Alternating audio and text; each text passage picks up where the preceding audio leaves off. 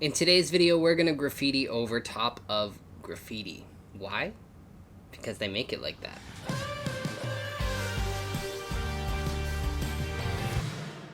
For those of you who don't know me, my name is Tim and I love all things model trains, but I specialize mostly in weathering and graffiti. And today, I have this beautiful Scale Trains auto rack in HO scale. It is just gorgeous. And I thought that this would be the perfect car to demonstrate to you what it's like when graffiti artists will cover other graffiti. Up until now, I've really only shown you one or two different pieces of graffiti on a car, maybe on one side, or one on each side, or two on each side, but I've never really shown what it's like when a car gets out of hand.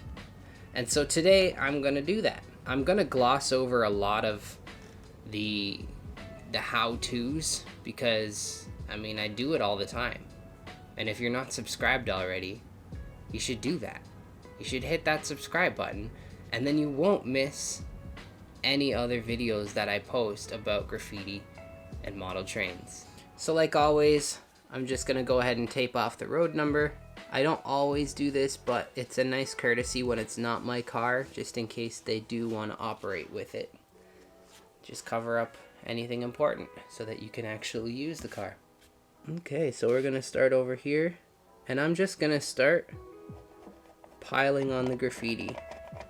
I'm just gonna hit it with a paint marker just so it's easier to see the layers when I put the base coat on. Now the thing is, I'm just making it up as I go along. I'm just picking random words as I go, and I'm just trying to fill out the space. The thing about doing multiple layers like this is if I make a mistake, I'm probably gonna cover it up anyway, and if not, well then I can cover it up anyway. If you're new here, you've never seen me do this before, I'm just gonna show you how I do a base coat. I don't do this all the time, but it's kind of one of my go-to methods. So what I like to do is take a Q-tip and I roll it a little bit in some paint.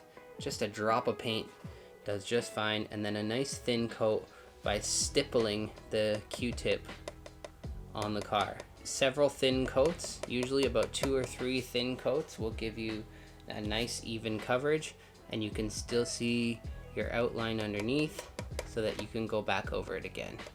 So one thing that you can do to really spice things up before you do any kind of outlines is you can take another contrasting color. In my case, all I did was take some of the blue and mix it with some of the yellow to make a bit of a green that's different from the green that I already have. And I'm gonna go in again at the bottom here, and I'm just gonna add a little bit more of the yellow at the bottom to make a bit of a gradient so that it fades from one color to the other. And I'm using a brush for this instead of the Q-tips because I just find that a brush spreads better when you're trying to mix colors. So now that this paint is dry, we can go back in with the paint marker and do this all again.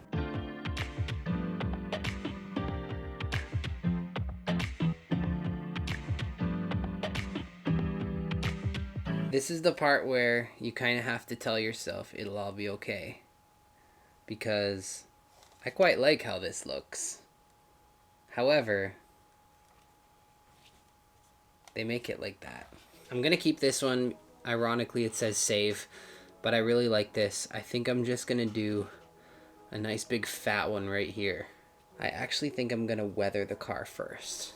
Because I'm going over graffiti with graffiti, I don't mind if I do a little bit of background over top of this other graffiti. This is where you start to get a little bit more bold with your choices.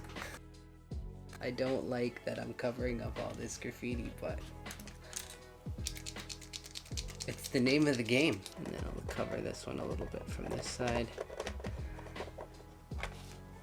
Put a tag there. The funny thing about tags is you can make them say anything all you want, but really at the size that it is, it just needs to be a scribble.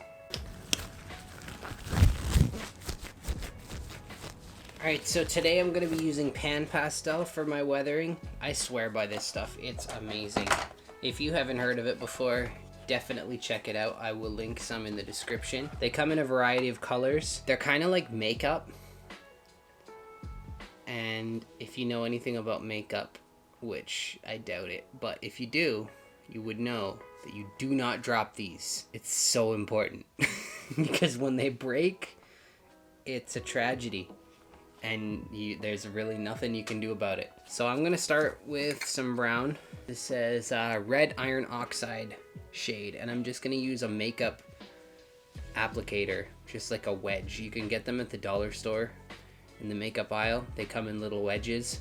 So just right here, I'm just gonna dip my applicator in here like this, and I'm just gonna give it a nice thin line down the middle of the car. I've already started a bit, that's why you can see it's a little bit faded, but I'm just gonna go right down the middle of the car like that.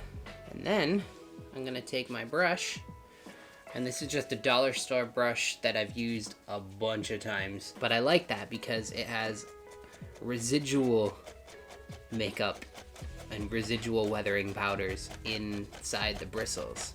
Just trying to blend in that line so it's not such a harsh line down the middle. Now the way I weather cars is typically pretty quick and dirty.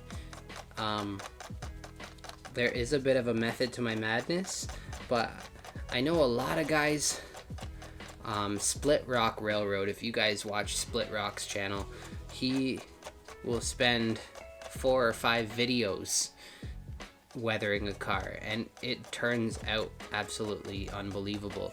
I could do that too, but I find that the quick and dirty method works well for me, and I'm happy with the results. And a lot of the time my focus is mostly on the graffiti itself, so the weathering is just a small portion of that.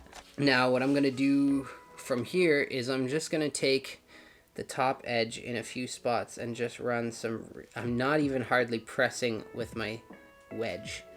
I'm just pulling down in a few spots from the top. And the beauty of pan pastels is if you don't like how it looks, if you think it's gone on a little bit too heavy, you just take a white eraser and you just erase it. And then I'm gonna blend that in with the brush.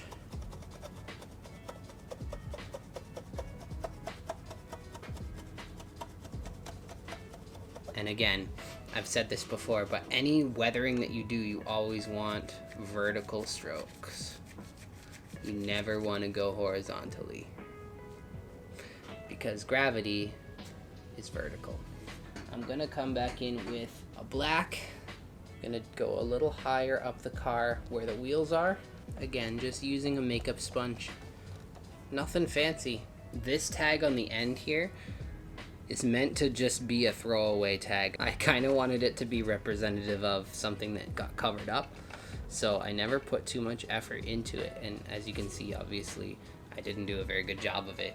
It just looks like something random. It doesn't look that good at all.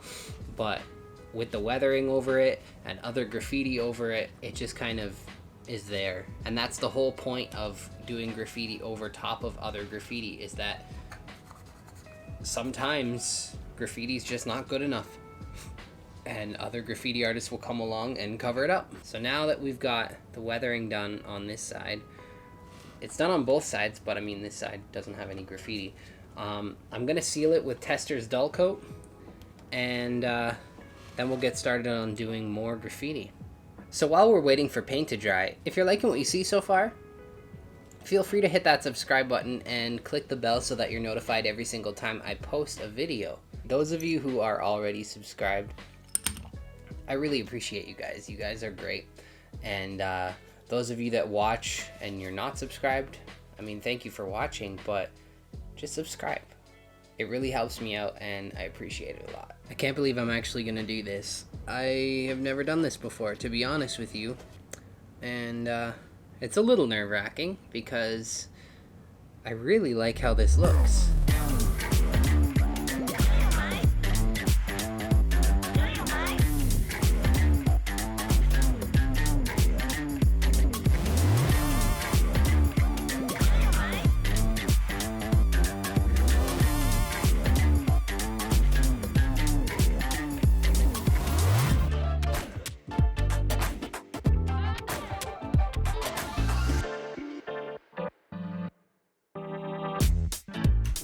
I'm so happy with it, honestly. Mike, you might not get this one back. I mean, I don't have HO.